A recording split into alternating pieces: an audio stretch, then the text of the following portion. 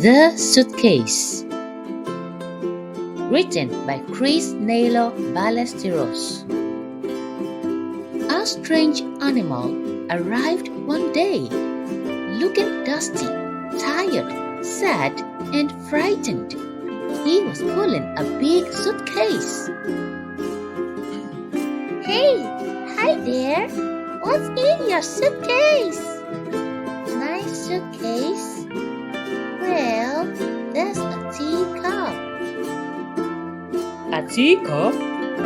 That's a big suitcase for a little teacup. Yes, I suppose it is. But there's a table for my teacup and a wooden chair for me to sit on too. There's a table and a chair in your suitcase? Impossible. Well, it's his suitcase.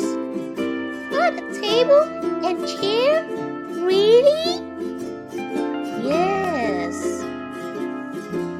And there's a little kitchen in a wooden cabin where I make my tea.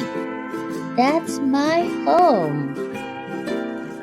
It's on a hillside surrounded by trees, and on a clear day you can see the sea. It's all there in my suitcase. But I'm sorry, I'm really very tired. I've been traveling for a long time and come a long way. I must have a little rest. What a strange animal! I've never seen anything like him before. Neither have I. We really should let him sleep for a while.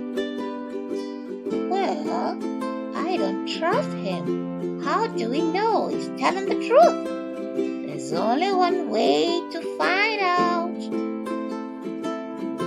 Someone pass me a big rock. We're going to break open the suitcase and see what's inside. Maybe we should. We need to know the truth. You can't do that. It's not ours. In no time at all, the suitcase was open. See? A broken teacup and an old photograph. He lied to us. Well, no. He did say there was a teacup. Yes, and now his suitcase is broken too. What will he think of us? Meanwhile, the sleeping stranger dreamed about running away and hiding, about climbing over mountains, and swimming across deep waters. And he dreamed about his suitcase and all that he had inside it. When he finally woke up, he couldn't believe what the other animals had done.